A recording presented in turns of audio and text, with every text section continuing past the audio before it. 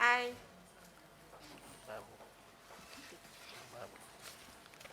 I, Andrew Kofi Egyapa Mercer, swear by Almighty God swear by Almighty God that the evidence I shall give before this committee that the evidence I shall give before this committee touching the matter in issue touching the matter in issue shall be the truth, shall be the truth, the whole truth, the whole truth, and nothing but the truth. and nothing but the truth. So help me God. So help me God. Can I sit? Sit.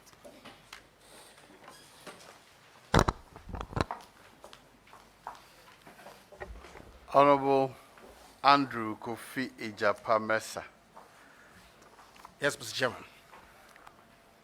you're a second-term member of this parliament. That is so, Mr. Chairman. You are a lawyer of some 19 years standing, I guess. Is that right? 2000. Chairman, I believe I'm 17 years. 17 years. That is so.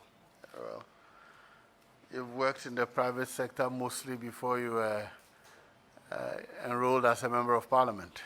That is so, Mr. Chairman. I started off work with Mercer, Sampson and Associates, a private law firm based in Accra. Subsequently proceeded to work with First Atlantic Merchant Bank for some 7 years, between 2007 and 2013, before I Very set. well.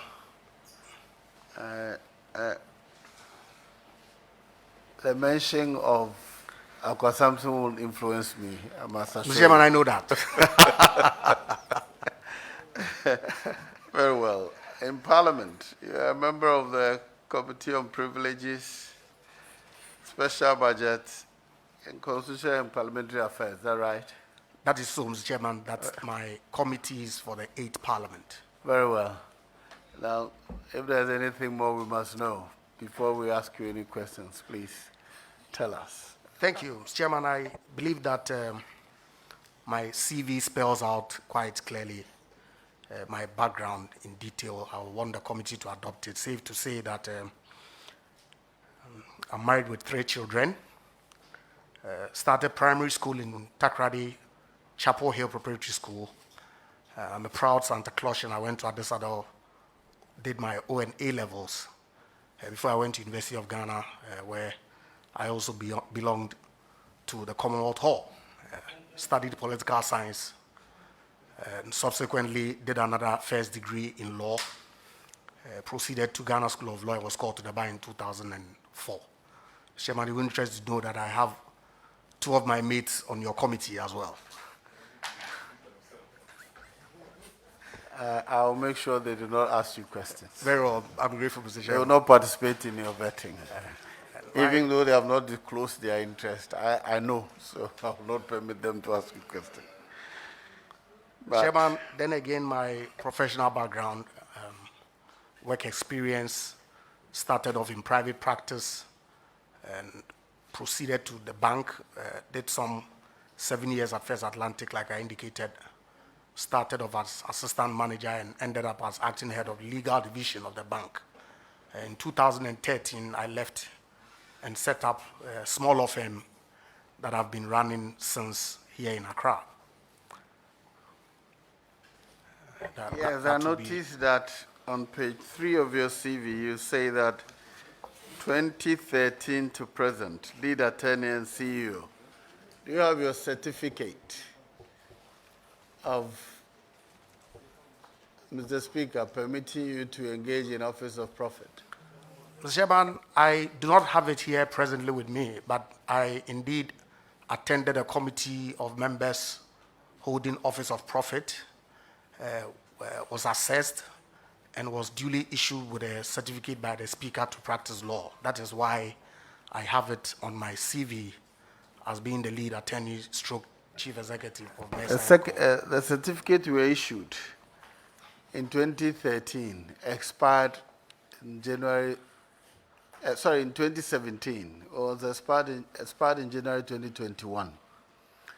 Do you have a new one?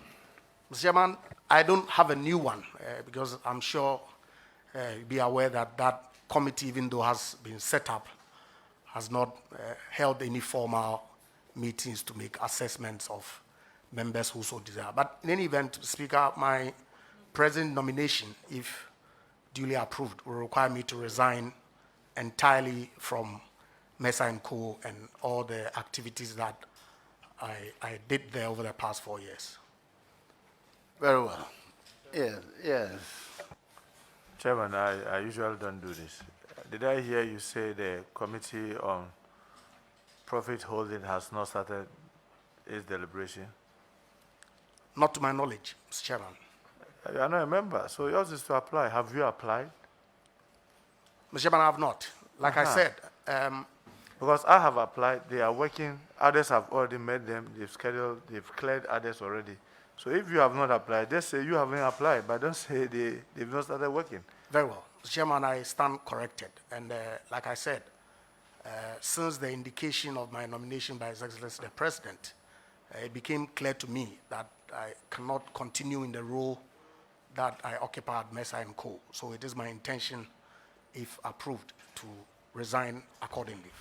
Mr. Chairman, my worry is that the past 6 months or 5 months, you've been working there, and you've also are a member of parliament. So the two are not related. Whether you become a minister or not has nothing to do with you being a member of parliament and working in their chambers.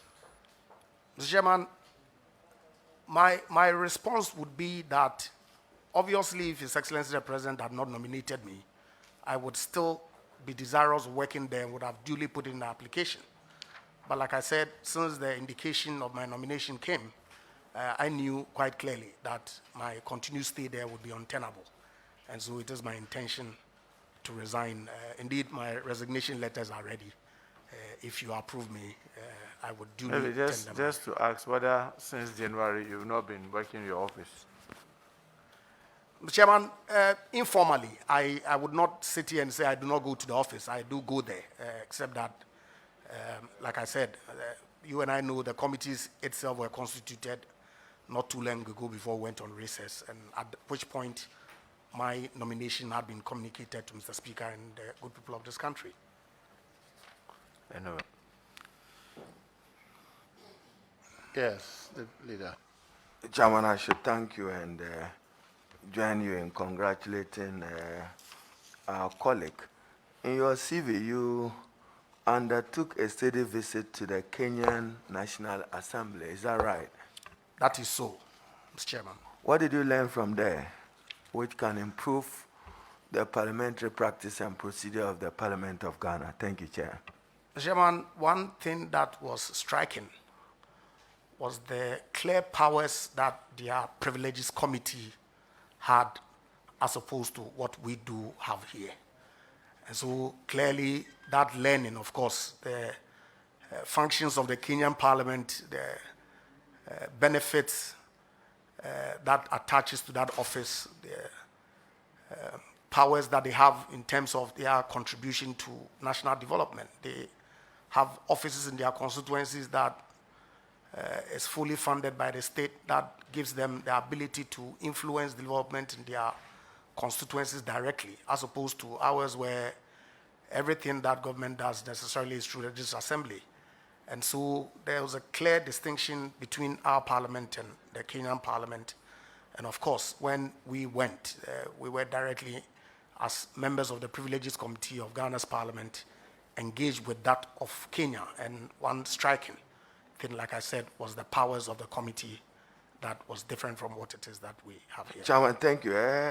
Coming back home to the ministry for which you've been nominated to assist the minister as deputy minister, are you familiar with the Petroleum Revenue Management Act?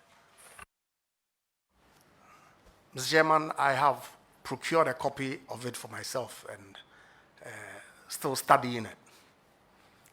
Chairman, Ghana is rated on the basis of best practice we learned from Norway, from Nigeria, to improve the governance of our petroleum revenue. You have the annual budget funding amount, you have the heritage fund, you have the stabilization fund. Haven't followed the operation of the law. Which aspects of it would you want to see reviewed and to achieve what with it? Thank you, Chair. Chairman, I believe that when my minister attended upon the committee, this question came up. And he was quite clear that the transparency issues that PIAC has raised would be clearly areas that he would love to see some improvements thereof. And so if you are gracious enough to approve me, I would assist my minister in ensuring that the vision that he has, which obviously is that of His Excellency the President, is carried through to improve our regime with respect to our petroleum revenue. Chairman, to the nominee, knowing that our petroleum resources are not infinite, and we keep selling oil blocks, do you share the view that we should auction our oil blocks just as we do to opportunities within the telecom sector, so that you allow another transparent process of determining who gets what? You do share the view. Thank you, Chair. Mr. Chairman, I believe so, that a multiplicity of options with respect to how we deal with our oil resources would be the way to go. So to that extent, yes. Safe to add that obviously because of the energy transition that is staring us in the face, where globally we're all moving towards carbon neutral economy, energy uses, clean energy, it may be useful if those options that the Honorable Minority Leader just articulated were expeditiously implemented, then we can explore our natural resources as quickly as possible so we get the benefit of same. Thank you. Chairman, I'm just trying to tease out what the nominee's thinking is. In Ghana, you have lifeline consumers, those who just buy electricity for their daily use. And you have industry that also has use of electricity. I've heard from organized labor, the TUC and others, but more importantly from the AGI, the Association of Ghana Industry, that we need to restructure the pricing formula as to industry paying less compared to other consumers. Where do you stand on this? Mr. Chairman, I stand with industry, and indeed my minister has indicated quite clearly the need for a review of the tariff mechanism, because we have a situation in Ghana where the tariffs are segmented in bands, so that the first band pricing is different from the second band, and etc. So, and of course, because industry consumes more, then they tend to be in the higher bands that then requires them to pay more tariffs. So if the bands are taken out and the tariffs is made neutral, for instance, just like you go to the fuel station and buy 1 gallon of petrol, it costs you X amount, you buy 100 gallons, it costs you X amount times 100. That regime, when applied within the tariff in the electricity space, will then make it affordable for industry to drive employment and economic growth. Chairman, the energy sector, there is petroleum, there is power. Metering of our oil production blocks. Government has given out a number of these blocks to, for purposes of foreign direct investment, to persons who are in the business.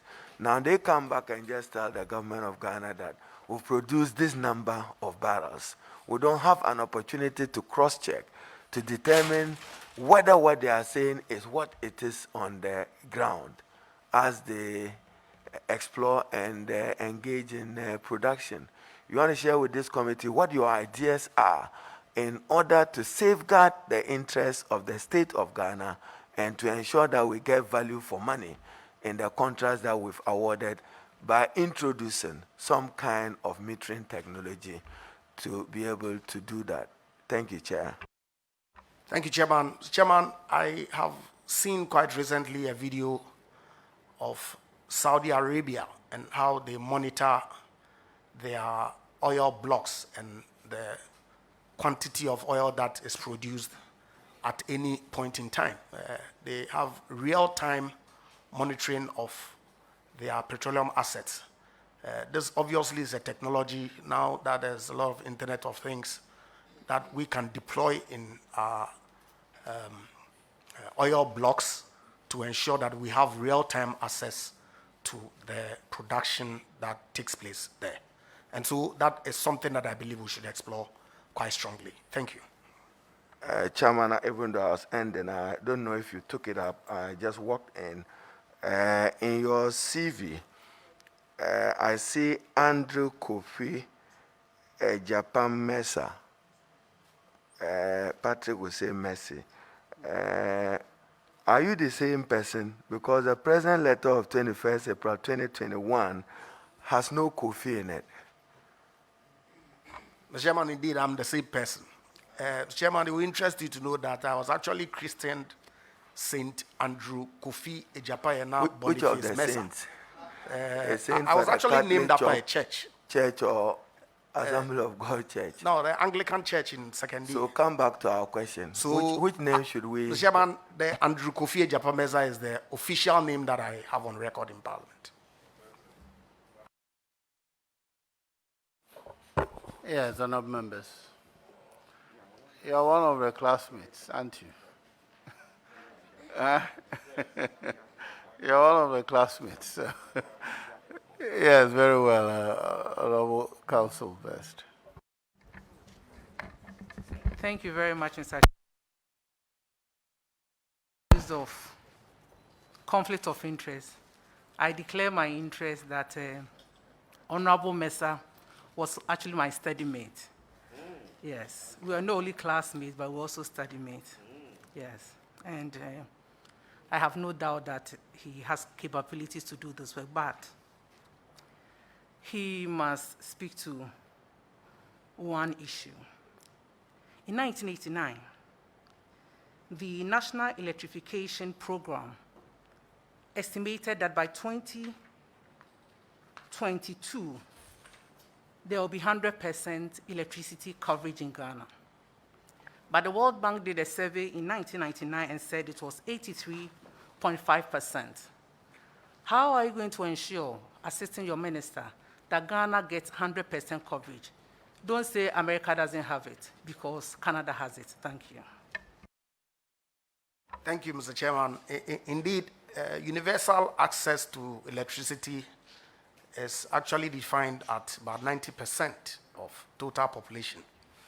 But you recall that His Excellency the President, during the State of the Nation address, which was delivered sometime in February to Parliament, indicated that his desire would be for us to attain 100% by 2024. As we speak, we are somewhere in the region of 86%. And so clearly a 14% off the mark would not be too onerous to achieve. I know that where we are now, most of the communities that have not been connected are as a result of their proximity issues to the national grid. Thankfully, there are other options of grid technology, solar, standalone units that can be deployed. I know that His Excellency the President, in the budget that was presented, indicated that options were going to be deployed. And so I would assist my minister to ensure that all the technologies that are available to ensure our brothers who are in the 40% bracket get access to electricity in fulfillment of His Excellency the President's vision. Thank you. On behalf of Akotojan 2004, I have instructions to tell you that you have to stick to the rules. In Akotojan 2004, we don't become NDC or MPP ministers. We become ministers for Ghana. So go there and make the group proud. Thank you. I'm grateful. Thank you. Another classmate. Yes, Honourable Abab. Thank you very much. Chairman, let me congratulate my brother, Kofi Egyapa Mercer. I have 3 questions for you. The current crude market prices, Brent is trading at $71.24. WTI crude, that's about 69 almost 70. Natural gas is around $3.10. And we are still struggling with the ENI Springfield unitization program process. We've read a lot. The Minister has stated government's position to ensure that this process is completed. Can you tell the country what the real issues are and what you'll be doing to assist your minister to ensure that we derive the optimum benefit from this unitization process, in view of the fact that in the 2021 budget, we estimated a barrel of crude, I think, around $50 in the 2021 budget, so that we can get an optimum benefit from this agreement. Thank you. Thank you, Mr. Chairman. Mr. Chairman, I believe that the Springfield ENI issue is a pretty straightforward one. Our law is clear on what would warrant unitization of two adjoining blocks. It's to the effect that when there's some accumulation that straddles two contractual areas, in order for us to derive economies of scale, we ought to unitize so that only one operator can explore the resource. I believe that that's what informed the directive that was issued by the former Minister for Energy, John Peter Mewu, to Springfield and ENI to unitize, because the Afena and the Sankofa blocks tend to straddle, and there's accumulation that straddles both fields. My understanding, and I do not know the full details, is that the directives that were issued had with it some percentage of track participation in the field that inured to the benefit of Springfield as opposed to ENI. That has led to ENI objecting to that directive that the minister issued. But like I said, it's a pretty straightforward matter. Issue of unitization is not in doubt. And so I believe that some third-party assessment ought to be made to determine whether indeed the percentages that the minister issued, which is as a result of some assessment that GNPC had done, would be the way to go. And I believe that we can quickly resolve that issue and unitize the field so that Ghana can get the benefit of producing resources from that field through one operator. Thank you. Chairman, the second question is on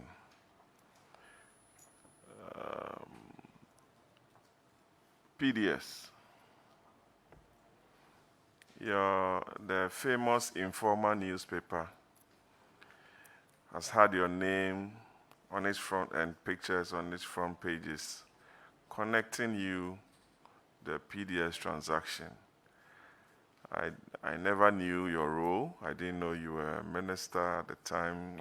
I don't know, but what did you do with respect to that transaction so you could clear the minds of Ghanaians and all of us who've been seeing your name and your photograph on the front pages anytime this issue arises? Thank you. Mr. Chairman,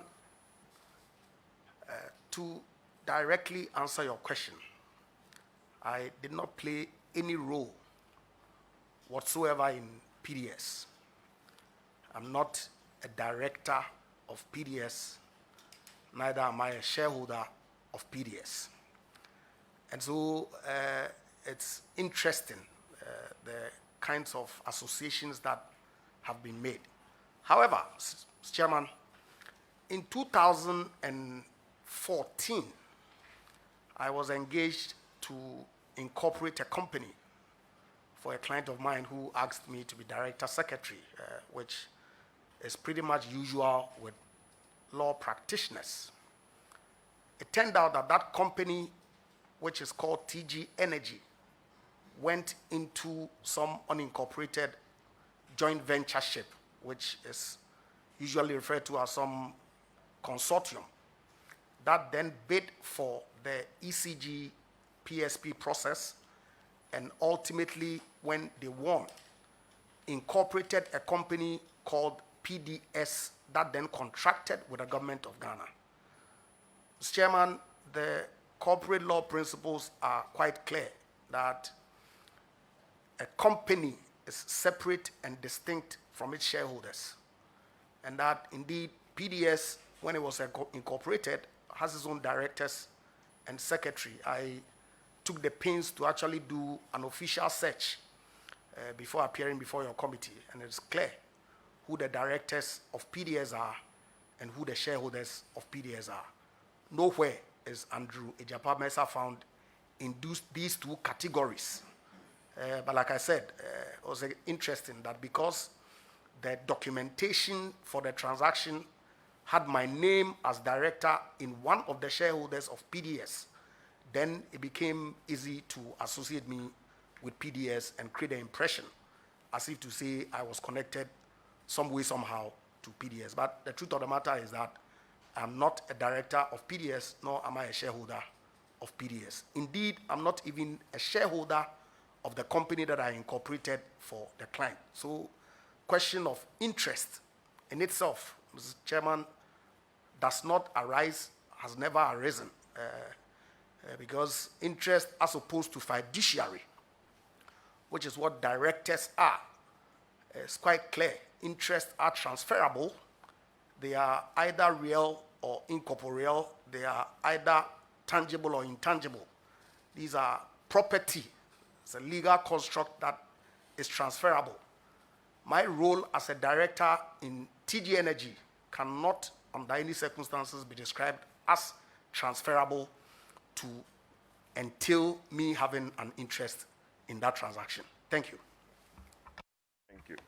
Thank you, Chairman. The last question. Let's go back home to Secondary, where my old man started life. It's made up of big fish fishing community. You have some few challenges when it comes to youth unemployment. They love you, and they would want to hear from you what you are going to use your new offices to assist, how you are going to use your new offices to assist them get some job opportunities within the area, especially Secondary, Takrady area. They want to hear from you, your constituents. Thank you. Chairman, that's my last question. Thank you, Mr. Chairman. Chairman, the issue of job and youth unemployment in Secondary, like several other constituencies in Ghana, is real. Yes, Secondary is a fishing community. We have a functional fishing harbor, Albert Bosomchisan Fishing Harbor, that provides some job opportunities for the youth there. But obviously, it's not enough to meet the aspirations of everybody, particularly the youth who are resident in Secondary. In 2016, our manifesto as a party, the New Patriotic Party, anticipated the expansion of the port from Takrady to Secondary. And obviously, that would be a game changer. An industrial port that was contemplated would obviously be a game changer for Secondary, particularly having regard to the fact that we have issues with land. Secondary is a pretty well built up constituency, and so that offers us an opportunity to then see what industry can be situated there. And so if I am, by your kind indulgence, approved, I would use my offices to liaise, as I've always done, with the Ministry of Transport. I'm glad Hassan is here. I hope that he also goes through when he meets this committee to work together to see how quickly we can progress on that to get some jobs into Secondary for the teeming youth out there. Thank you. Honorable Zura first. Thank you, Mr. Chairman. Good morning and congratulations, Honorable Nominee. Good morning. Thank you. Mr. Nominee, there's been some agitations recent. I think sometime last week it started by some aggrieved staff of Gridco. Please, would you be able to apprise this committee on what the issues are and what is causing this situation? Would it be related to the current transmission difficulties that we are facing in this country? Thank you. Mr. Chairman, I'm not aware of agitations by employees of Gridco, and so I'm not in a position to speak to that.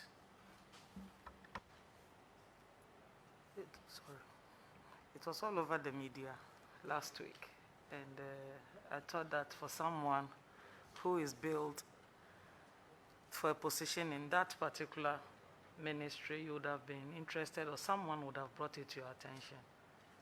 That there's a situation ongoing at Gridco, and it will be important that the Energy Ministry finds out what's going on, steps in, so that we can curtail any other challenges that will further compound the already difficult situation we are having with energy. My second question is about green energy. What would you say is the ministry's policy position on that, and why are we so slow as a country to embrace green energy? Thank you. Mr. Chairman, I'll be interested in any matter that borders on the sector if I am duly confirmed. But this news on Gridco, I probably may have missed it because in all honesty, I'm not aware. So I will follow up to see what the issues are. And of course, if you confirm me, and I have some contribution to make in resolving it, yes, by all means. With respect to clean energy, I don't think that we are necessarily slow. This is evolving technology. Yes, the advanced countries have had it for a while.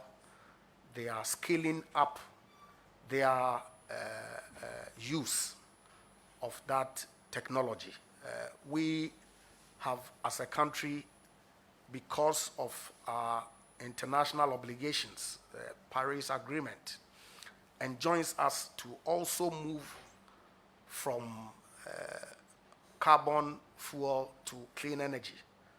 And the ministry, to my understanding, has a policy of having at least 10% of our generation mix being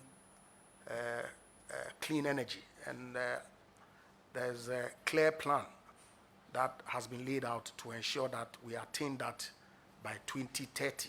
And so I would assist my minister to the best of my ability to ensure that we achieve that 10% of our generation mix being renewable. Thank you.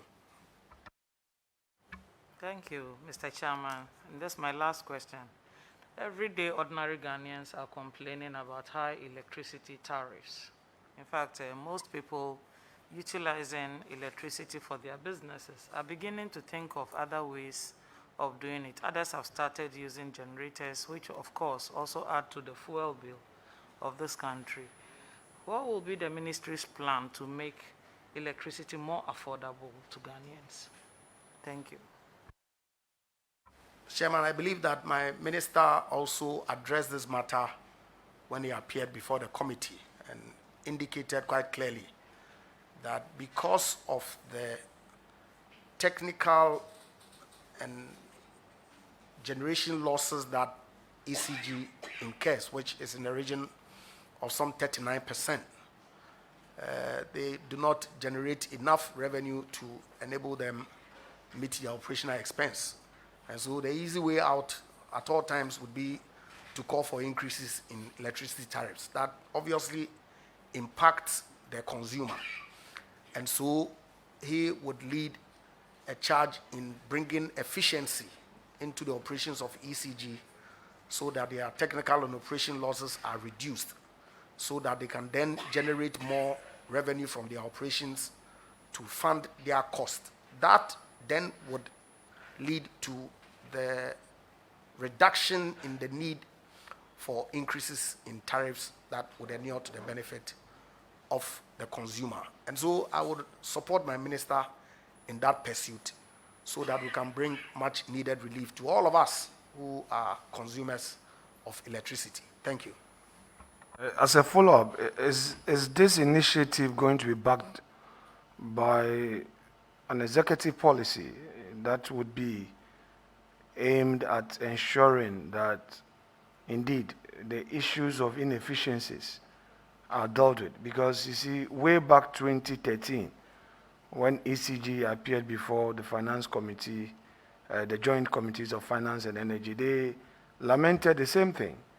Ama Kofi Boa, was on the same part. Honorable Kwabena Donko expressed the same worry. So this time around, you sure it will be a policy to deal with it, or just a ministerial effort?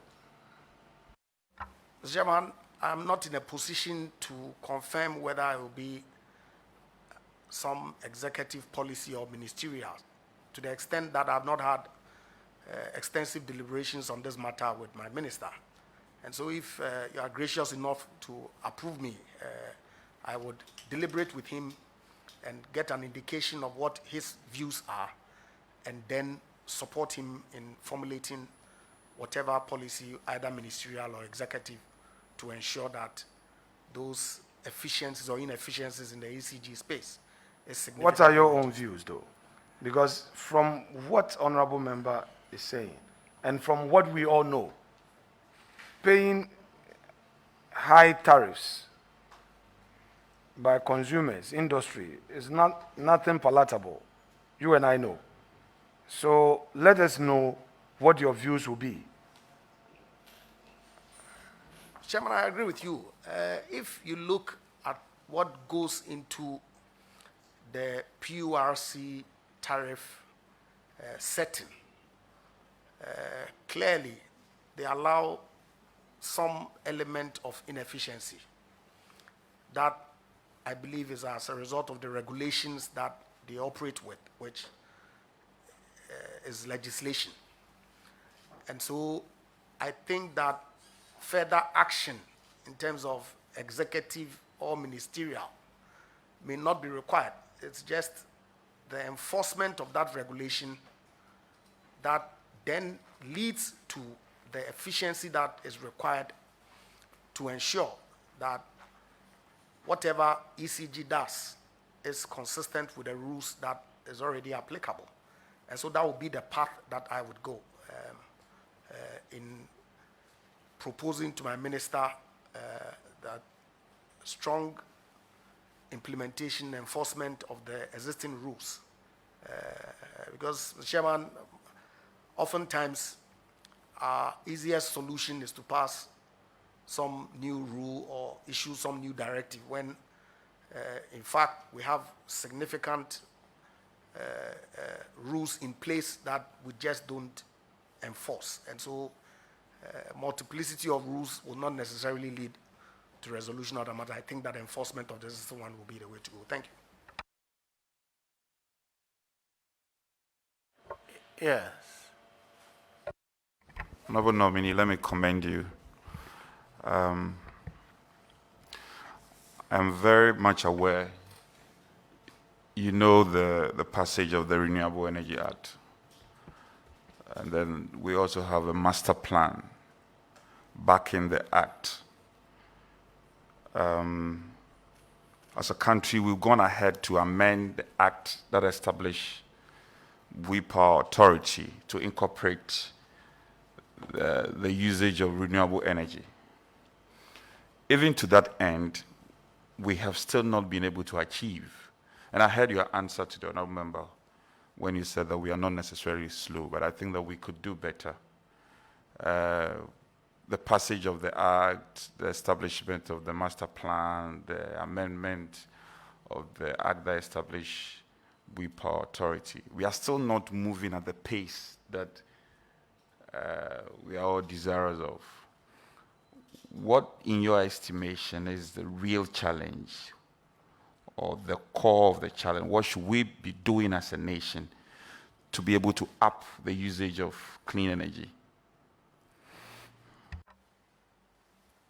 Mr. Chairman, I believe that even as of this material time that we're having this conversation, ECG has signed several power purchase agreements with solar, wind, wave technology, and all that.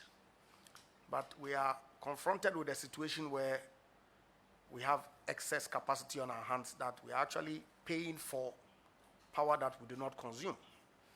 And so, question is, yes, you ought to improve the availability of clean energy. And on the other hand, you have a situation where you have excess capacity. Of course, with increases in industrial activity, with increases in population, I believe that it's estimated that our ECG or power consumption increased by 3% per annum.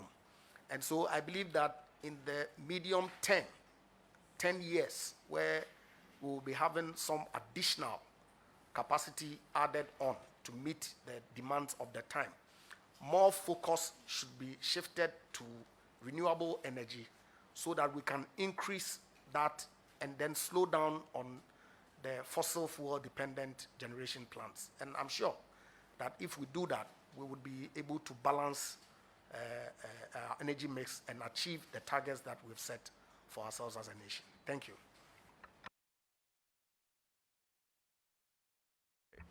Honorable nominee, the Germans are doing a couple of things with us, especially in the area of conversion of waste to energy.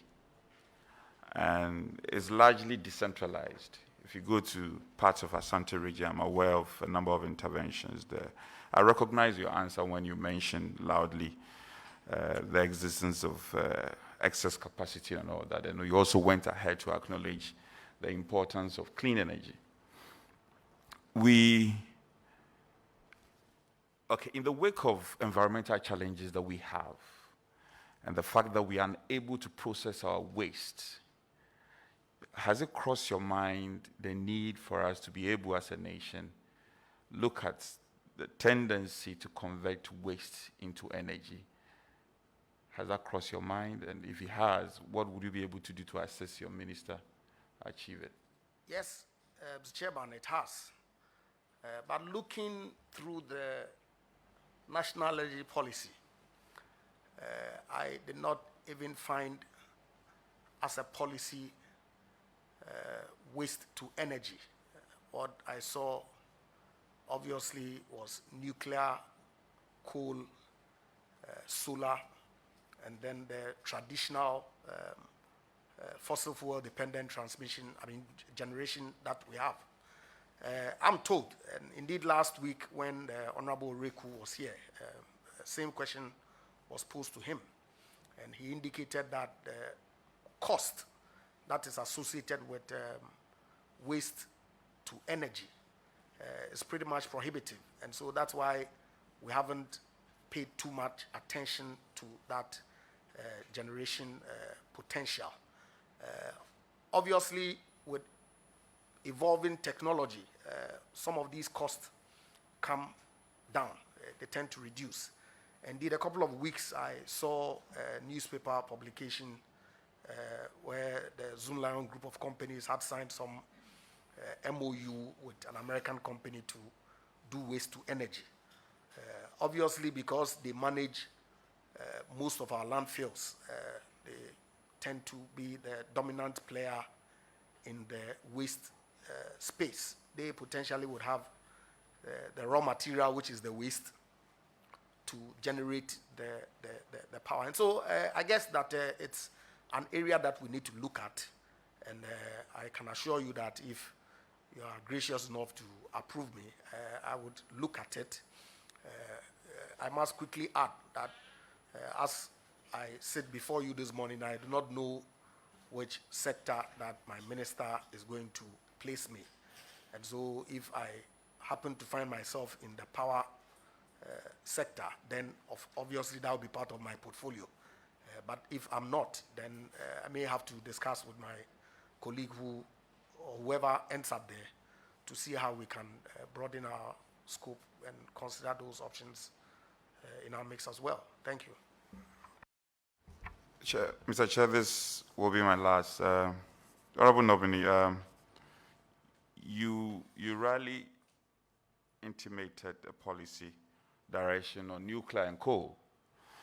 And if you look globally, even the most industrialized countries, they are gravitating away from coal and nuclear. In your opinion, do you think it is something we have to review as a country, vis-a-vis climate change and all the calls by international bodies and all the existing conventions that we have signed on as a country? Do you think we have to move away? Mr. Chairman, on the contrary, particularly with respect to nuclear, I think that is something that we need to explore because, like you said, we're moving to clean energy, and nuclear is a relatively cleaner energy than most other power sources. And so I think that it is something that we need to pursue. I know that the ministry has made some strides in that regard. Nuclear Power Ghana has been set up.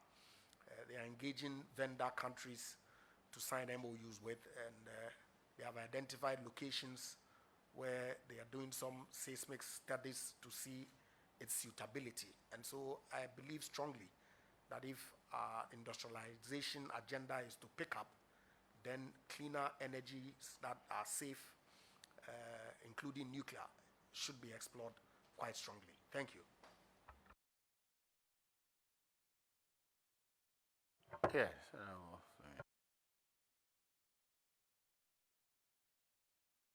Thank you very much, Honorable Chair, for the opportunity. Honorable nominee Andrew Kofi Egyapa Mercer. Let me put on record that he is one of the colleagues I love to agree to disagree with. Are you also one of the mates? No, unfortunately. I just love to agree to disagree with him because he's very intellectual and doesn't take issues to heart, no matter how heated the discussion goes. He keeps an open mind, and I think many of us need that.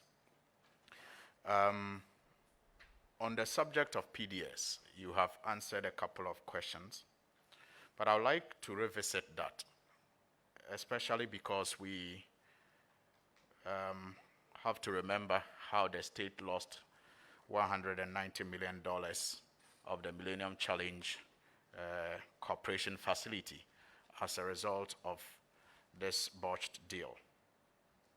You, in your answer, indicated that a client requested you to incorporate a company, TG Energy Solution, which eventually became part of PDS, that got the opportunity to manage a strategic national asset such as the ECG, and later got that contract terminated on allegations of fraud. Now, I'm not a lawyer, and like Chairman asked, I wasn't part of your year group, but I'd like to know two things. When clients request lawyers to incorporate companies, do the lawyers serve, or is it permitted for them to be secretaries, directors, and lawyer at the same time? Because the records will show that TG Energy Solutions actually had you as director, lawyer, and secretary, and had your office address at its business operations center. Is that what is done? And in the phase of Parliament's approval of PDS, given your familiar relationship with TG Energy Solutions, don't you think it's your involvement in Parliament's approval, the 7th Parliament's approval, amounted to a conflict of interest? Those are the two things I want to find out on this. I would take the second aspect first. Chairman, in the first place, you can disclose an interest where one exists. But if you don't have any interest, I fail to see how you can be called upon to declare an interest. As I've indicated, the transaction that the government of Ghana executed with Power Distribution Service Ghana Limited as a legal entity, separate and distinct from its shareholders, I do not have or did not have any interest in PDS. And so there was no requirement on me to make any disclosures. Mr. Chairman, I think it's important to emphasize once again. Chair, with your leave, when you say interests, are you saying you are not a shareholder? Is that the point you want to make? That is so, and I was going further to explain that interest is a legal construct. It is in the nature of a property. It's transferable. Fiduciary, which is who a director is not transferable. It's not property. You are appointed at the pleasure of the owner of the entity, and you are subject to termination without recourse to any relief. That was the relationship that existed between myself and TG Energy. And so the parliamentary approval of a transaction between the government of Ghana and PDS, Chairman, would have amounted to being busybody if I had stood in the chamber to say that, Mr. Chairman or Mr. Speaker, I have an interest, because I did not. And so I cannot respectfully be accused of having been conflicted when I participated in the approval process in Parliament. The first question, which I will take now, relating to lawyers being requested, and I'm glad you used the word request. If clients request you to carry out a certain function for them, you are at liberty to either accept or decline the request. It is not unusual for lawyers to act as directors, secretaries to entities that they are engaged to incorporate. And that's what I did. With respect to the business operating, if you may. If I may, just a quick follow-up. My question was whether that is the appropriate thing that is done. It may not be unusual, but it may be inappropriate. Mr. Chairman, really the question of appropriateness does not arise, with all due respect, at all, because directorship of companies and company secretarial job is the field of everybody who has competencies that the owner of business desires to call upon to play that role. And so to that extent, I did not see anything wrong with it at all. Question of where they were operating from, it's important, Mr. Chairman, and if you permit me, to draw a clear distinction between registered office and place of business. It's completely different. Registered office is a requirement of law where, and of course, indeed, the place of business is also a requirement. They can be one and the same, or they can be separate from each other. Typically, lawyers, accounting firms, because of the need for you to have a place where processes can be served on the company, use lawyers' offices, accountants' firms as registered office, and it's not unusual at all. And so, yes, TG Energy was incorporated with its registered office as the law offices of Mercer and Company. Thank you, Mr. Chairman. If I may add, that was not their place of business. Thank you. Well, so in my earlier preamble, I alluded to the fact that this PDS contract was terminated on grounds of alleged fraud or fraudulent misrepresentation or representation. You were very vocal in the news at the time in defense of PDS stance and disagreed in some cases with the assertion of the sector ministers, here being the deputy and the substantive minister, that PDS did not have or presented a fraudulent demand guarantee.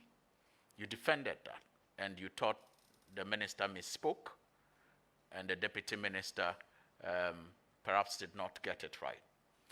Now you are being vetted, and if approved, to go to the same ministry where this transaction has not fully been dealt with yet, because as we speak, there is still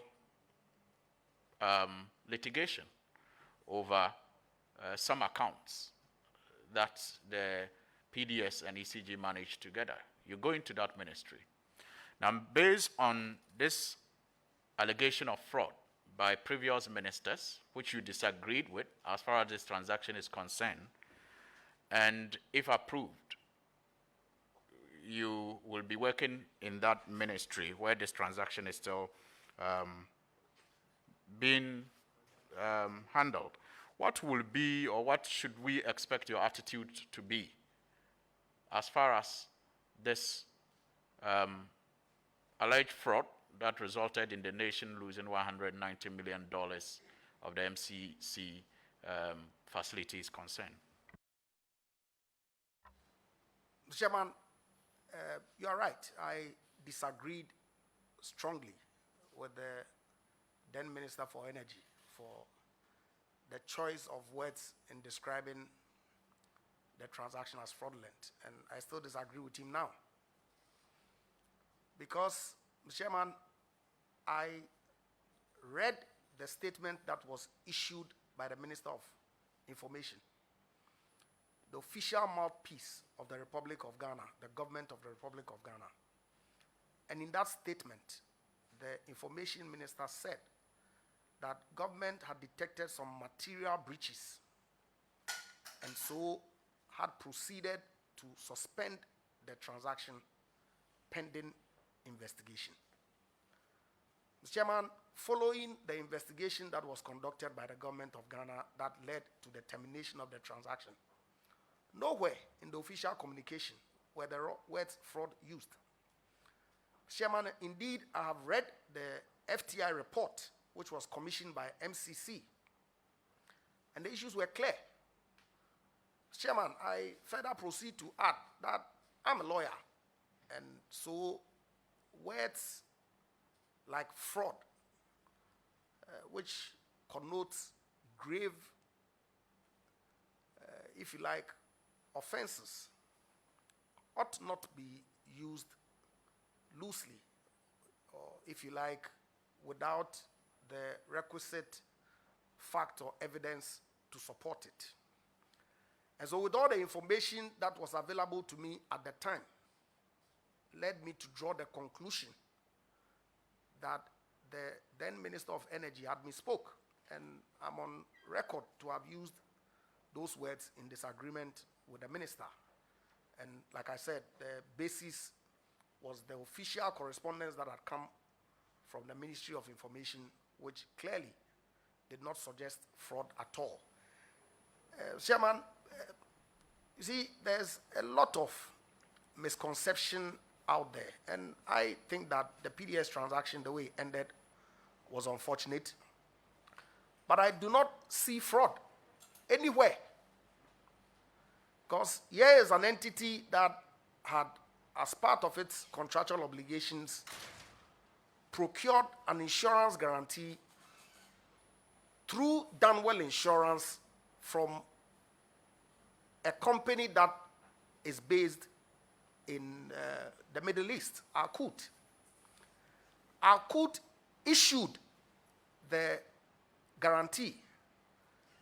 The finance or transaction advisors, the lawyers on the transaction, indeed approved of the text of the guarantee, and they submitted it in satisfaction of the obligations under the contract.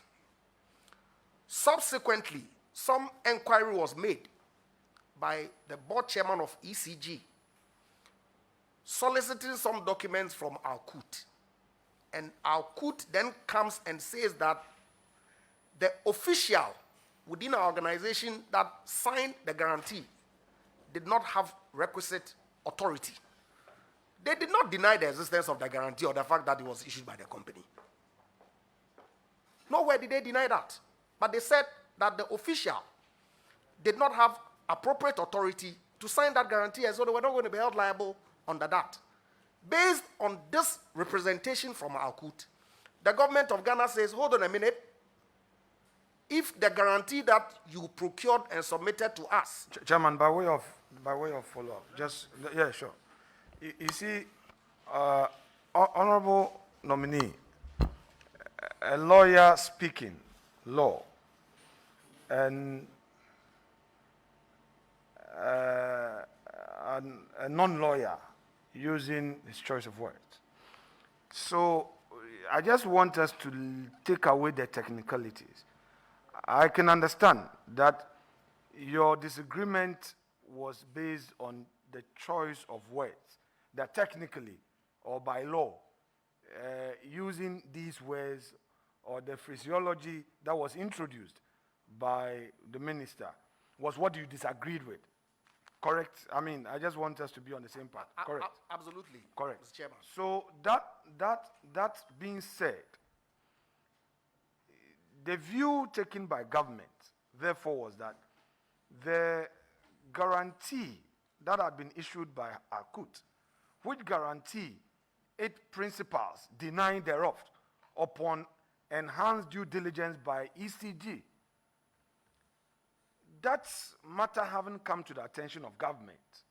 Government was therefore to protect the public purse and terminated or took steps to resolve or whatever, correct? Mr. Chairman, you've hit the nail right on the head. That, what I'm saying is that you do not disagree. That's the point. Not at all. I do Yes, not sure. disagree. So our colleague actually wants you to position the matter well, that you are going to the ministry. You are going to the Ministry of Energy.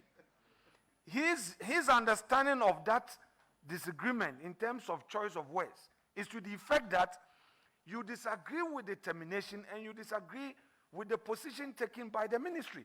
That is, so limit yourself within that scope. And let us understand you as members of this committee. Else it's as if indeed you were in disagreement with government, and his worry is that you are going to the ministry. Is it the case that having had that disagreement and you saying you maintain the same position, you are going into such a situation? So clarify that it was just a matter of law and use of words, and the substance you had no problem with it, if it is the case. That is all. Thank you, Mr. Chairman. Indeed, that was what I was coming to.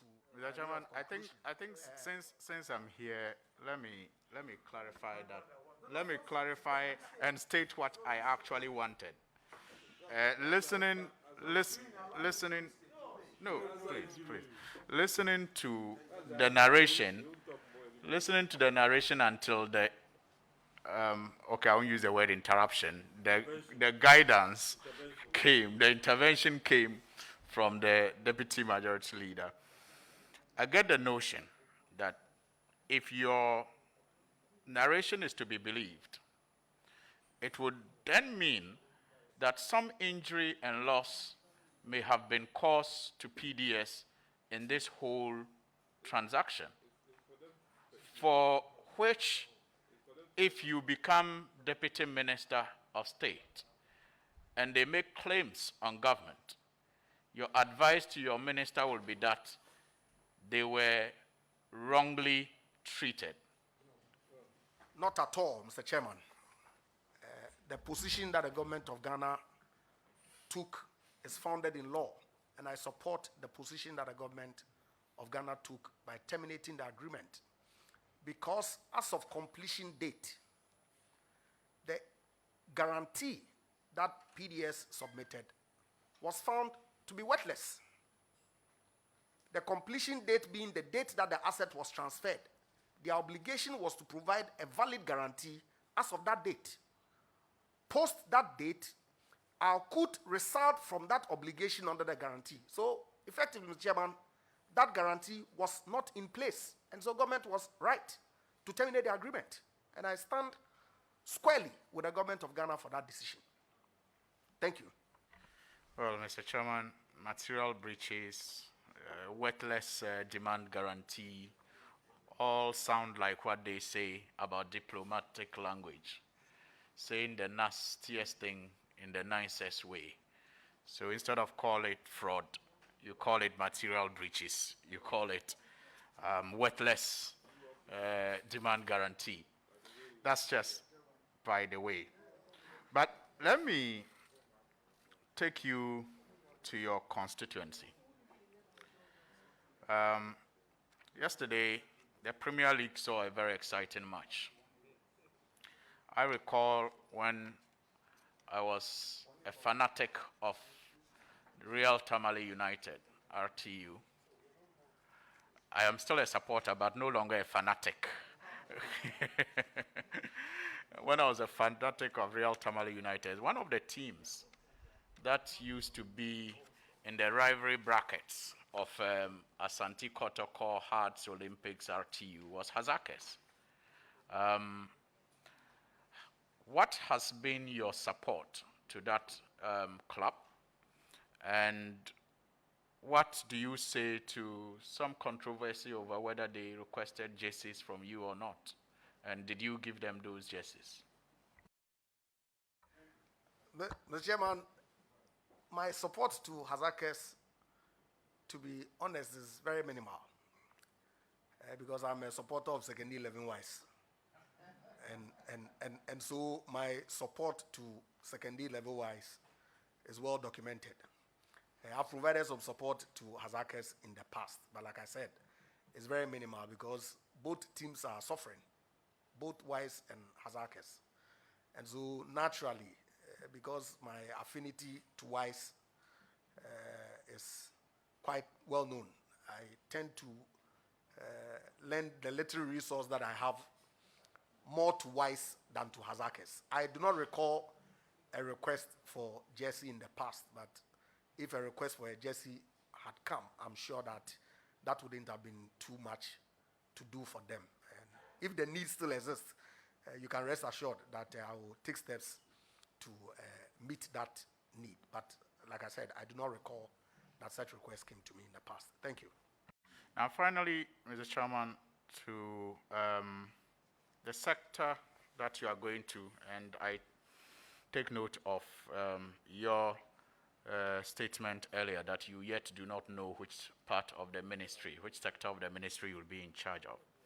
But there is this issue of NPA and its relationship with the OMCs and the BDCs, especially with the chambers or chamber that represent these groups, and what interest the chamber serves, NPA, their members, or the consumer. This has led to even some OMCs and BDCs attempting to break away from their chambers lately. What, if you have followed, do you make of the relationship, and how can it better be enhanced to serve members of these associations and especially the consumer? Chairman, I'm not so clear as the nature of the question, because I would have thought that chambers which are associations of private business people who then form such chambers to be the advocates in terms of some policy direction on their behalf, would not in itself be of interest to the NPA, which is a regulator that then ensures that quality, availability of the products that the downstream operators deal in is done at, if you like, arm's length basis. But Mr. Chairman, rest assured that if there are issues that will create some instability, that will lead to the unavailability of the product to the consumer, then it would be of interest to the ministry. And I can assure you that I will look into it in the event that I end up in that sector to ensure that whatever issues that they are resolved. Thank you. I do wish you well. Thank you very much, Mr. Chairman. Thank you, my good friend. Yes. Thank you very much, Mr. Chairman. Good morning, Honorable Nominee. Good morning. Exactly midday. I have based on your legal background, and this is a question that I'm sure a lot of customers of ECG want to know. For those whose gadgets get damaged because of power fluctuations, what legal advice will you give them? Typically. No, he's in the seat. He can answer. Honourable Member, I think it's unfair to ask him to advise his his opponents, or are they opponents, or his customers, how to take legal action against him. Well, that's where he's going. I kindly ask another question, please. Oh, Mr. Chairman, he was touted as saying that it's because of his legal background that the president nominated him for this position. So I think he's the best person to defend. To defend if customers sue him, or not to advise customers how to sue him. So at this point, customers don't know what action to take. Okay. Based on, again, your legal background,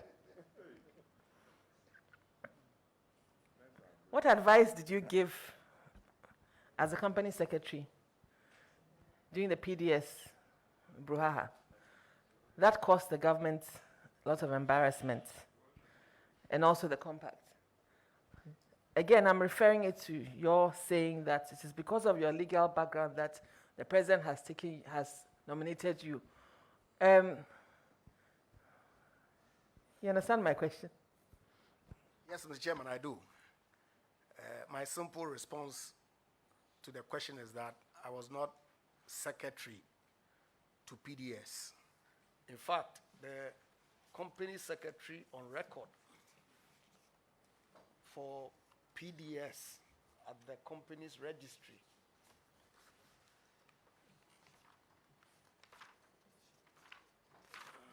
Mr. Chairman, if you permit me, I believe it's Menka Premo and associates.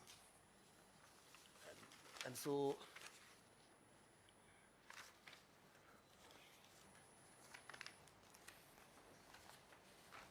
Chairman, yes, Mr. Menka Premo and Company are the listed company secretaries to PDS. So if they had any issues with the law, I don't know whether they were external solicitors as well, because it could be a role that potentially may be played by two different entities. And so I wouldn't know what advice that they received. Thank you. Thank you, Mr. Chair. Maybe I should have directed it to TG Energy rather, since you are company secretary for that one.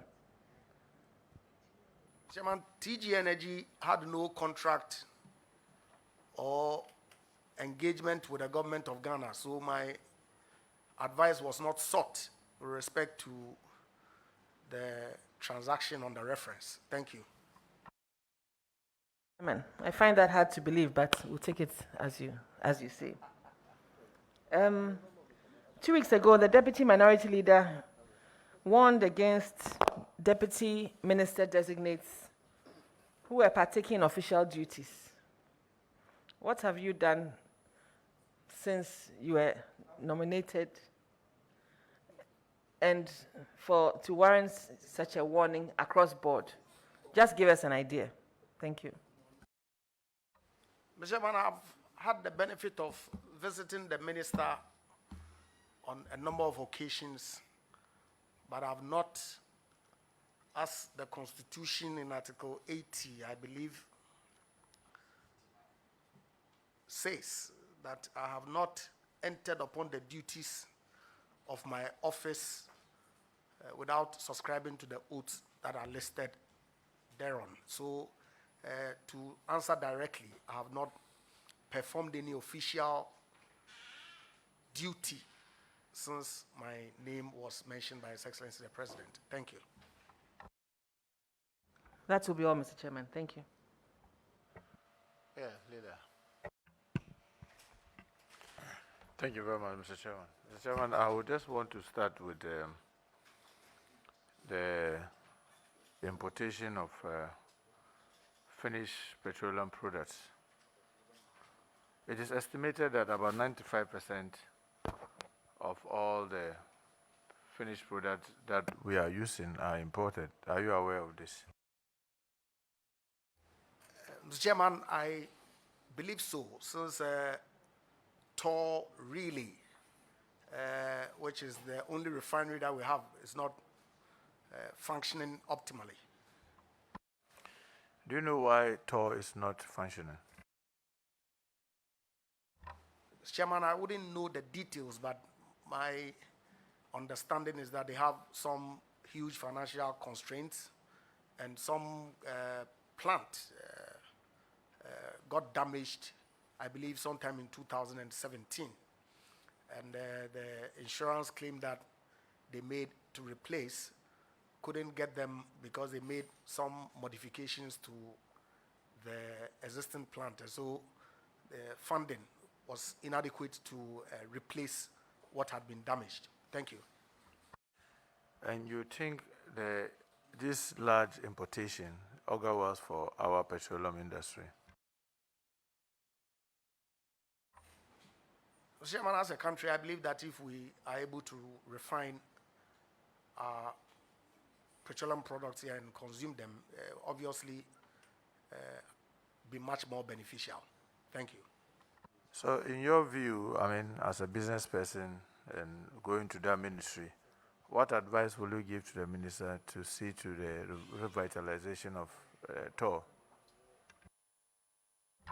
Mr. Chairman, I believe that that ought to be a priority, and my understanding is that my minister is working assiduously in that regard to revive the fortunes of Tor, and I will support him in that enterprise. Thank you. In your earlier answer to a question, you were talking about excess capacity, right? That is so, Mr. Chairman. And you alluded to the fact that we have a lot of plants that we are not using and we are paying money on. Yes.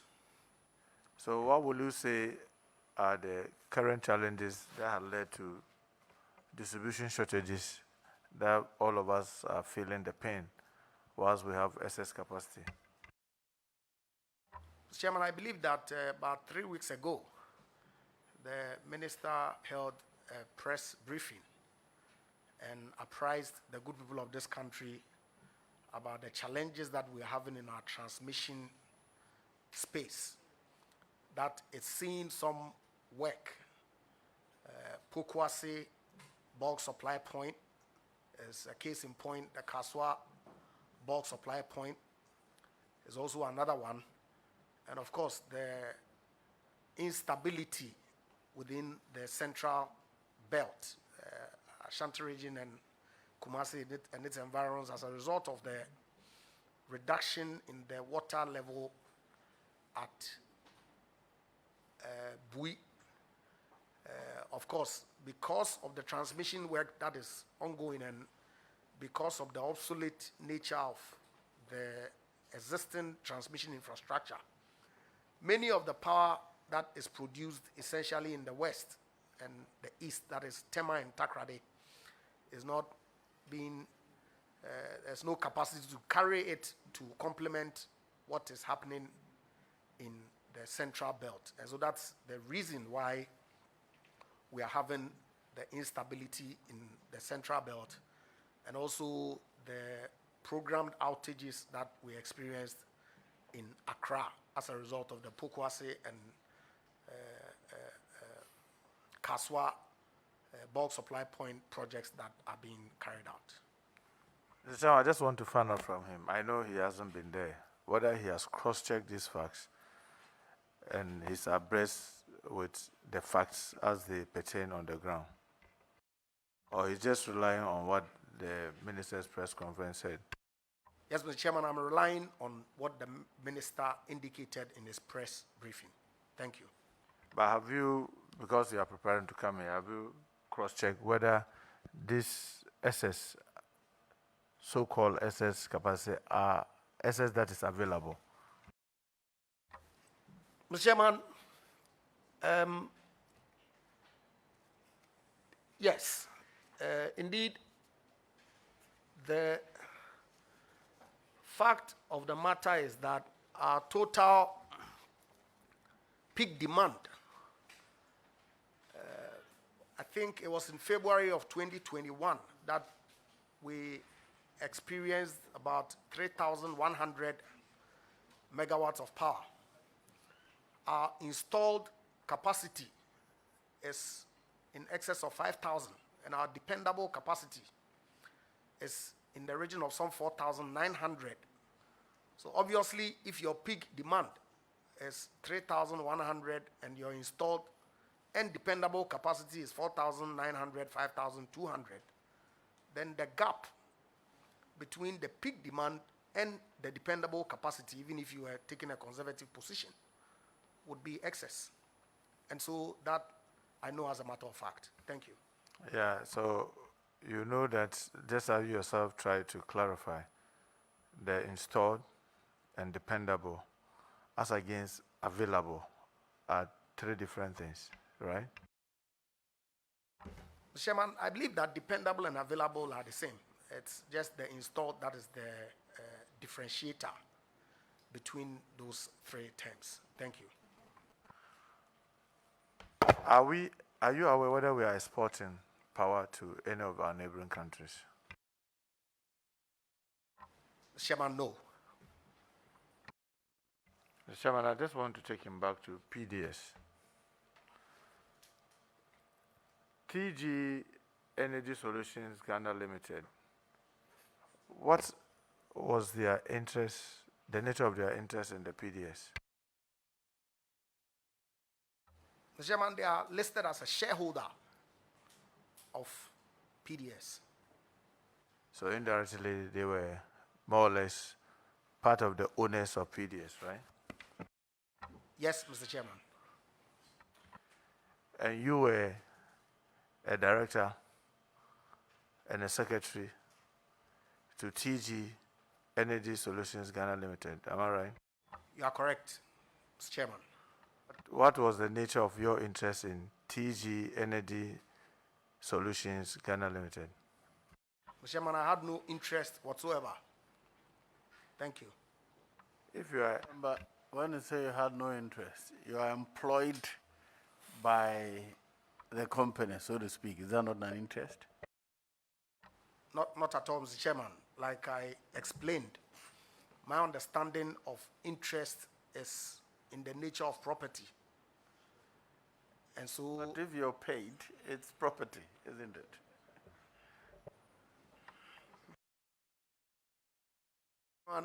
as remuneration for services rendered, I'm not sure that would be property in the nature of an interest. That's my understanding. I stand to be corrected. do you have interest in Parliament?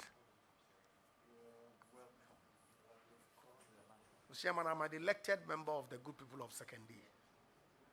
I'm only asking, do you have interest in Parliament? I don't think that I have an interest in Parliament. So whether Parliament collapses or Parliament is overthrown, it doesn't matter to you. Mr. Chairman, for purposes of protecting our democracy, I would be interested in Parliament existing and continuing the functions that it plays, which I believe is pretty So important. if you are a director and a secretary to a company, how do you say that you don't have interest? I chose my words carefully. I didn't ask whether you are a shareholder. I asked, what is the nature of your interest in TG Energy Solutions Ghana Limited?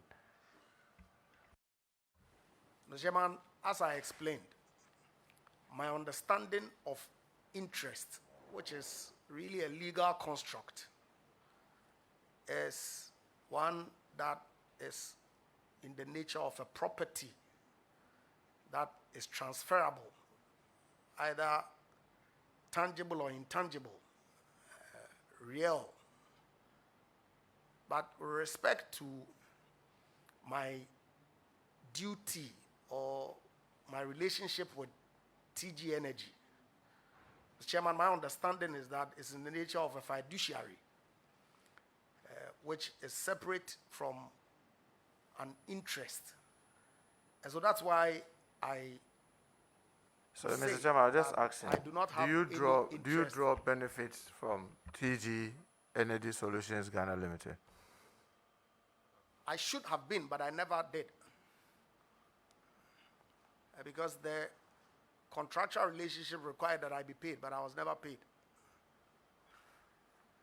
And you allow them to use your business premises as their business premise? Mr. Chairman, TG Energy did not operate from Mercer and Co. Mercer and Co. was the registered office of TG Energy. Mr. Chairman, as I explained earlier, registered offices for purposes of the Companies Act is a location where a company is supposed to provide for purposes of service of process and other official documents on them. Place of doing business, which is where they operate from on a day-to-day basis, is different. And like I said earlier, TG Energy did not operate on a day-to-day basis from Mercer and Co. Thank you. And where they were operating, the place of the business operation didn't have an address? Mr. Chairman, I'm not aware of the place of business that they were carrying out. I'm sure that it will be in their incorporation documents. No, because in the corporation document, it is indicated that the very address that your business location was their address. And you are telling us that, yes, they had a different place of operation from where they indicated as their business address, which is your address. And that address was purposely for serving them and letters and what have you, but they were operating in a different place. And I ask you, so are you saying that where they were operating didn't have an address? Chairman, I would believe that it would. And what prevented them from using that but chose to use your address as their address? Mr. Chairman, at the time of incorporation, they obviously didn't have any business. And like I said, registered office, being lawyer's office, accountant's office, is pretty common. But And since they started doing business that you knew, they've now had business, why didn't you take steps to get them to change the address to their business location instead of your place? Mr. Chairman, the need did not arise. Well, so you see the struggle about conflict of interest. You are saying that the need didn't arise.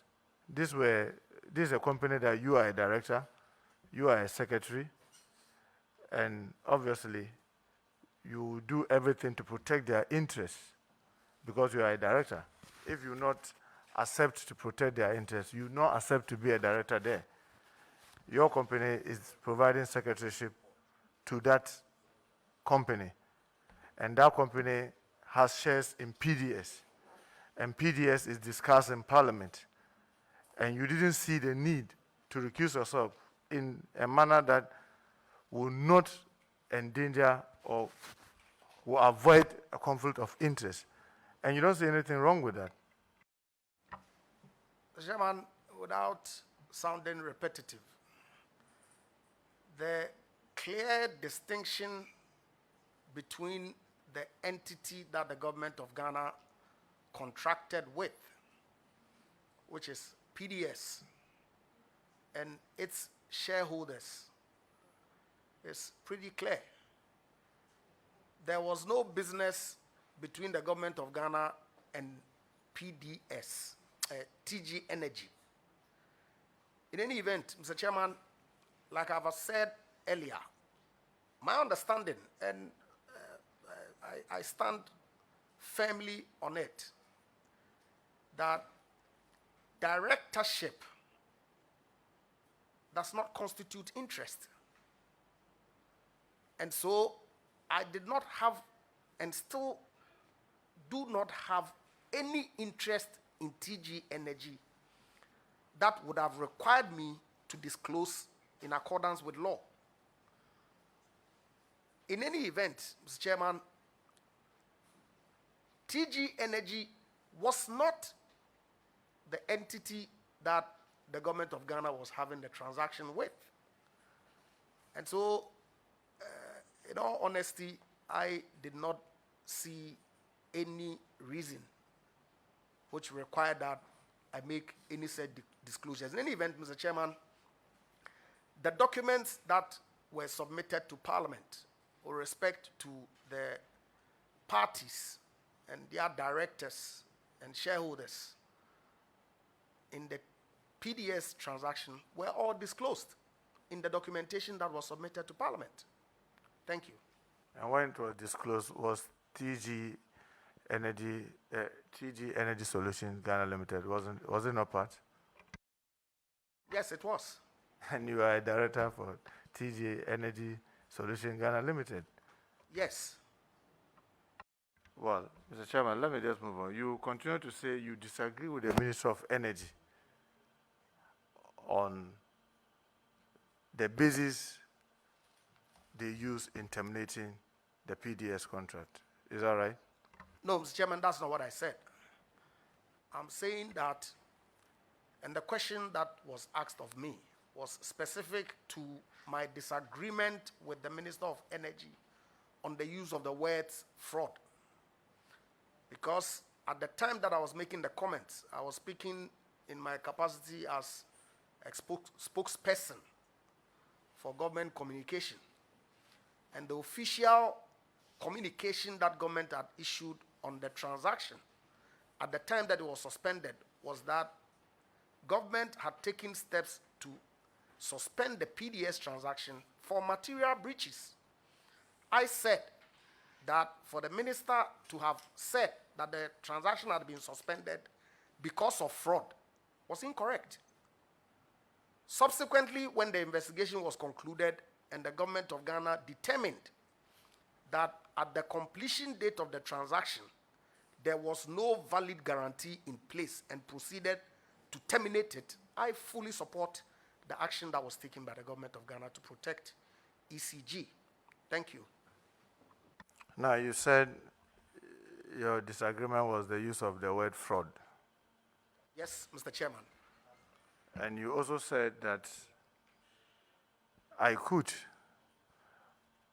when ECG was cross-checking, said the person who did sign the guarantee did not have the authority to sign that guarantee. To the best of my knowledge, yes. So what was that? Mr. Chairman, I believe that there is a legal principle. Maybe, Mr. Chairman, let me help you. Let him help us. What is the definition of fraud? Fraud connotes broad, depends on the circumstances really and the facts. But I'm saying that, Mr. Chairman, the point that I'm making is this, that ordinarily, when documents come from a certain custody, and I can relate to checks, corporate checks, where you have A signatories, B signatories, C signatories who Honorable nominee, I was just asking you to define fraud.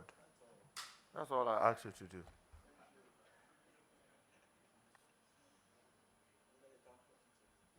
Chairman, fraud.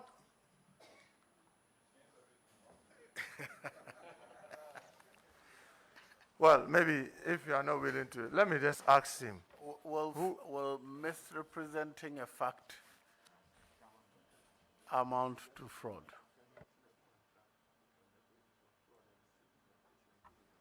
If it was with intent to deceive, then it would amount to fraudulent misrepresentation. Mr. Chairman, I just want to find out from wait, just hold it there. Did I hear you use the word fraudulent misrepresentation? Yes. Is it not the same fraud word you have a problem with? Chairman. Thank you, Chairman. Mr. Chairman, no. So which of them do you have a problem with? The sequence of You are a trained lawyer. Yes. And a contract can be vitiated on the basis of fraud and misrepresentation. And to quote you, fraudulent misrepresentation. So PDS, come clear with what the whip is elucidating from you. You say you have a difficulty with the word fraud, yet you are using the word fraudulent to qualify misrepresentation. Thank you, Chair. Mr. Chairman, I want to explain. At the time that the transaction was suspended, there was absolutely no basis for the assertion that it was suspended based on fraud. And that is the point where I said I disagreed with the words that the energy minister had used. Because the communication that came from government at the time of the suspension was that there were some some material breaches that had been detected, which was going to be investigated. It was after the investigation that the transaction was terminated. So I'm saying that at the time that the minister used those words to describe the basis for the suspension, I disagreed with him. And that's what I believe. The reason was that he was speaking too soon. Is that it? If you like, Mr. Chairman. Thank you. Mr. Chairman, here, unless maybe he wants us to go back to the tape, he said he disagreed with the minister then, and he continued to disagree with him now. For the choice of words. Yes. At the time that he used those words. Well, Mr. Chairman, let me just ask this, just on this disagreement with the use of the word. Honorable Egyapa, who am I in this house? I'm just using an analogy. Who am I in this house? A member of parliament for the good people of Asawasi and the minority chief whip, leader of the house. I'm a member of this committee, right? Yes. If there's a letter to be signed by the chairman of this committee and I sign it, how will you describe that? I didn't sign for, I sign. I sign as the chair of the appointments committee. What will that be? That you have acted ultra vires your power. Would that not be misrepresentation? I believe so. If the intent is to gain, whether financially or gain influence or get some other information, would that not be fraud? Chairman, I believe so. Yes. Mr. Chairman, now that he believes so, let me move on. Are you aware that PDS is still in court with the Minister of Energy? Mr. Chairman, I have heard so, yes. So you are aware they are in court? Yes. You still have your relationship intact with TG Energy Solution Ghana Limited, right? Mr. Chairman, as of, I believe, last Friday, yes. So, Mr. Chairman, you see the difficulty that the nominee has going to the Minister of Energy as a deputy minister when a company that not directly involved but indirectly involved is litigating with the Minister of Energy. Mr. Chairman, if the committee finds it worthy to approve me, I don't see any difficulty at all. Like I've said, TG Energy is not my company, and so I do not see how a role that is only by appointment can influence my decision with respect to this great republic of ours. In any event, TG Energy hasn't got any transaction with the government of Ghana. PDS has its own directors and their secretary who are best suited to take decisions for that legal entity, Mr. Chairman. Mr. Chairman, earlier he made reference to the FTI report, right? He said the issues there were very clear. Yes. Can you educate us on the clarity provided by the FTI report? Mr. Chairman, probably the conclusions that they drew, which was a request essentially for pursuant to which the U.S. government requested of the government of Ghana to provide PDS with an opportunity to procure a new guarantee. Just in brief, because it was pretty extensive. It's a voluminous document that traced the commencement of the transaction, the role that the transaction advisors had played, the roles that the parties had played, and then came to a conclusion, which was that recommendation. Thank you. Mr. Chairman, earlier too he said that there were a lot of misconceptions, and he does not see fraud anywhere. You said this a while ago. Yes, I said so. But of course, with the chairman having drawn my attention to a potential misrepresentation being fraudulent, I'm prepared to change my position with respect to that aspect of my response. Chairman, thank you. Yes, majority whip. Wait, let me finish. Was the majority whip? Yeah, that we had missed his chance, but I said I'll give him one opportunity. If you're going to take it, do it. Before I come to leadership, I'll give it to him. Honorable nominee,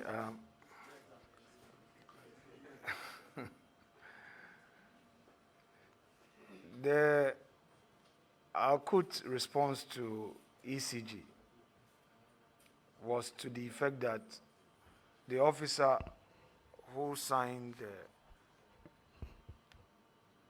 the guarantee did not have capacity. Correct? That is correct, Mr. Chairman. And they explained capacity to mean that he didn't have the authority to have committed the company in that transaction at the time. That is correct, Mr. Chairman. And you agree with me that by signing the letter or signing the guarantee, it amounted to he representing on behalf of Alkut to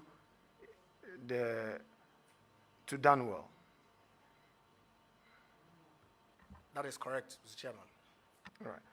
So basically, your disagreement is founded on that explanation from Alkut that it was lack of capacity on behalf by the person who signed.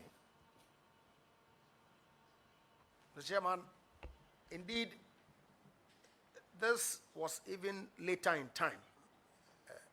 At the time that I disagreed with the minister was before the investigation itself had commenced. And so, yes, the response from our court, which then said that lack of capacity on the part of the officer who signed being equated to fraud was what I disagreed with. Yes. All your troubles basically is because you are looking at legal technicalities and others looking at general language of communication. So you are saying capacity and the minister is saying that fraud. That is all the disagreement. In other words. Mr. Chairman, I believe so, yes. Okay. You resigned last Friday from the company as a director. Yes, I signed my resignation and delivered it for onward delivery to the company's shareholder, yes. So as we speak, same has not been.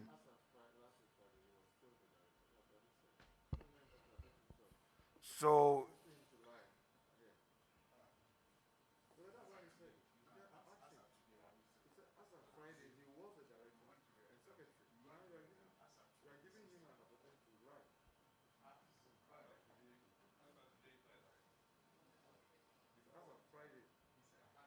today is Monday.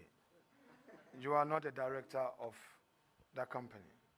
Mr. Chairman, I believe that there's some 14 days requirement in law for those notices to be filed. I would not be in a position to confirm now whether it has been filed.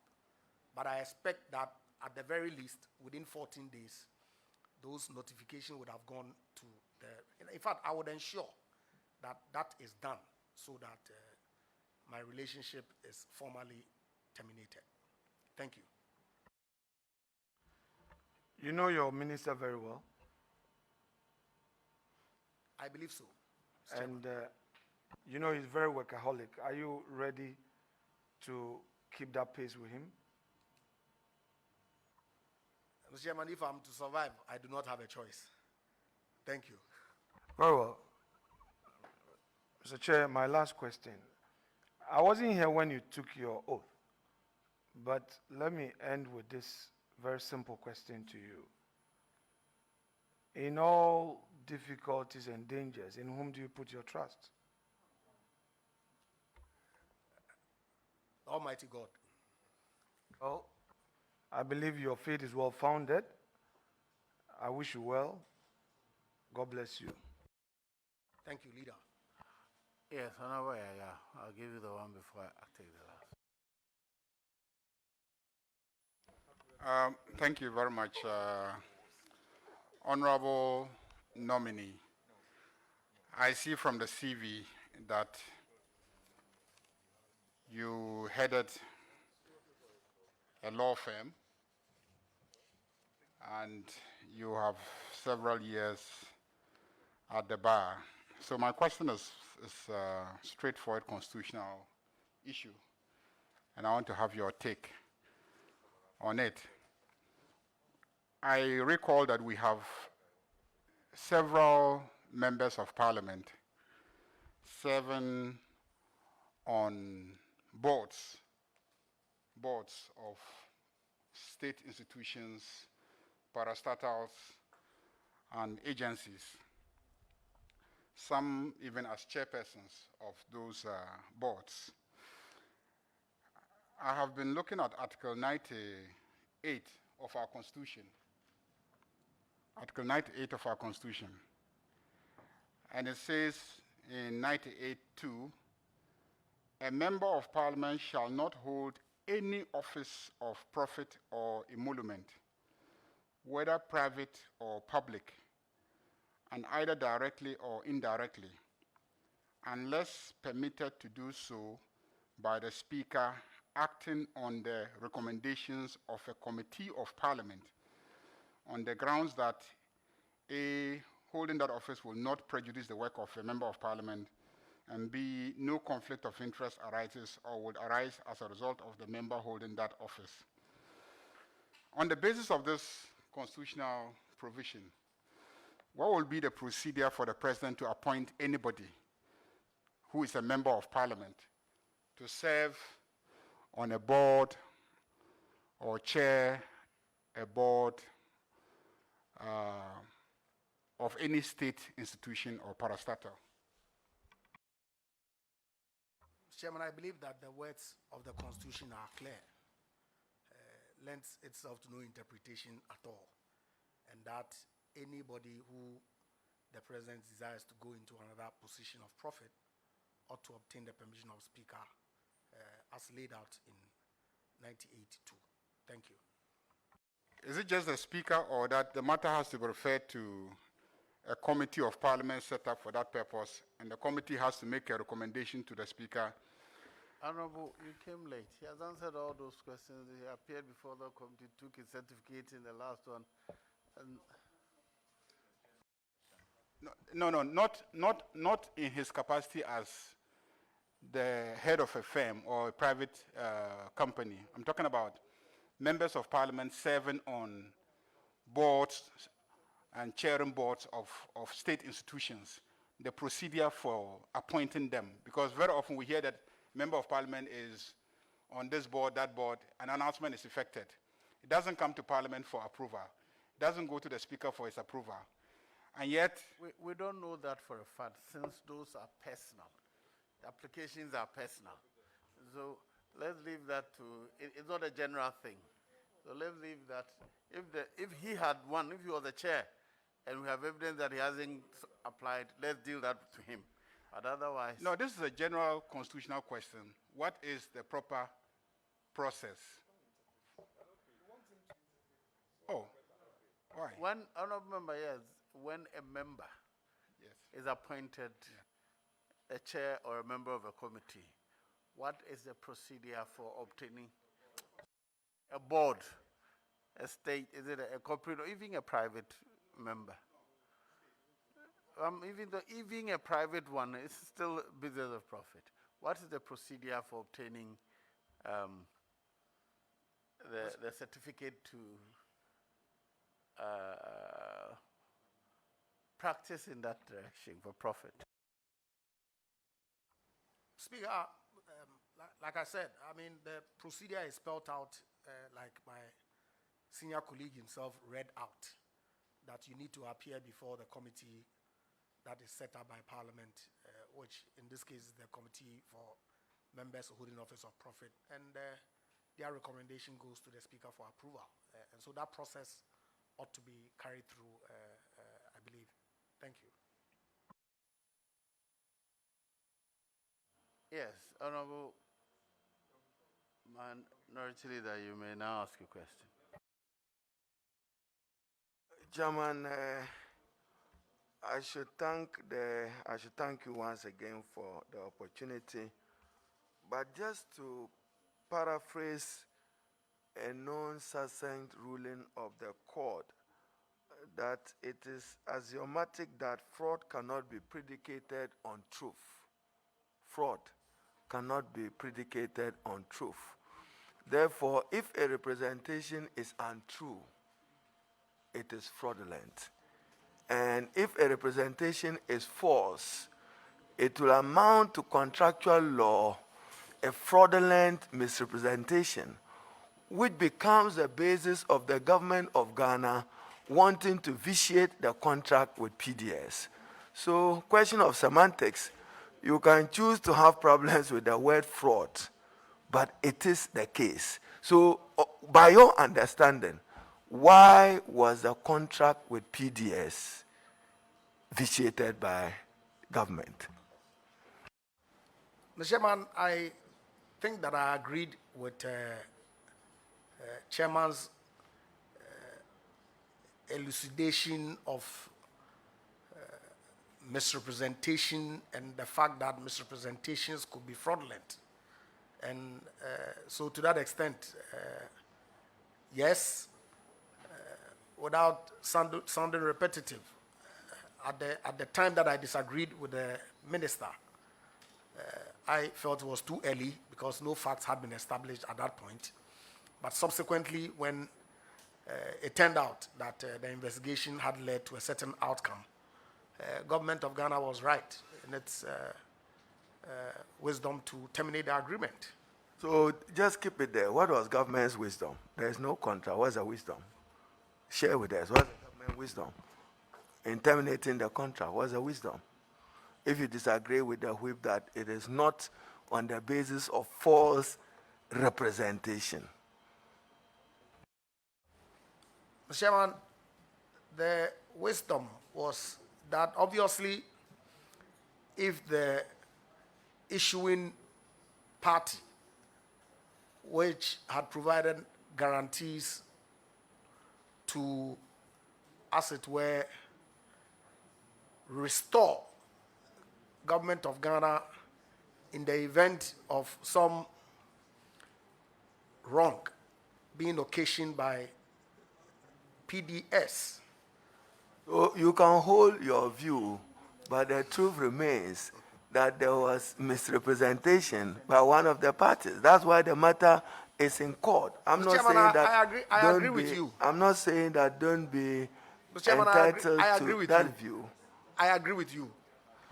And then, Chairman, this now brings me to, I'm holding a copy, fair to you, you don't have a copy.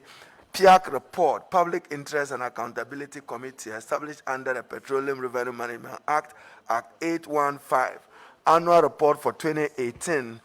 And probably I've seen in your CV negotiations, you are involved in oil and gas. I don't know what your emphasis will be at that ministry. But hear these words of PIAC.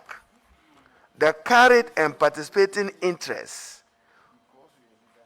CAPI, followed by royalties, constitute significant source of revenue to the state. In this regard, in negotiations in respect of petroleum agreements, it is important that the government negotiate tenaciously in respect of these two. What assurance do you give to this committee that you safeguard the interests of the state? Should you have some responsibility relating to this matter? Thank you, Chair. Chairman, I believe that it will be my abiding duty that in all my activities, I work to safeguard the interests of Ghana. And so you can have my word that that would exactly be what I will do. Thank you.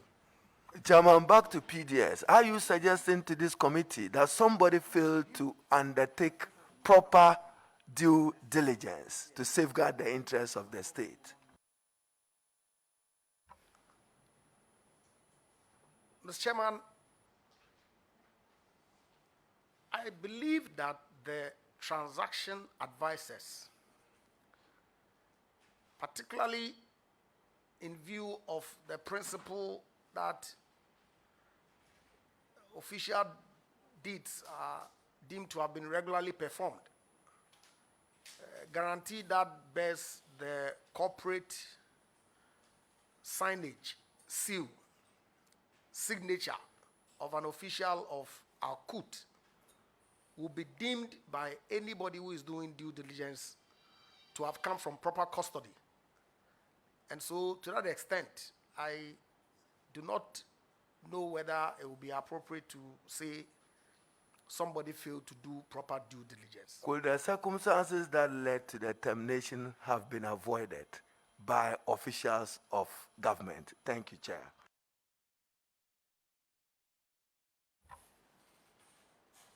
Mr. Chairman, I believe that the timing of the transaction itself was what led to the request to do post-transaction further due diligence. And so that in itself suggests some clear good faith actions by officialdom to safeguard the asset. And it was this post-transaction due diligence that reviewed the lack of capacity, or if you like, the misrepresentation by the official of our court in the execution. All right, thank you, Charles. So do you see in that misrepresentation forgery on the part of any person?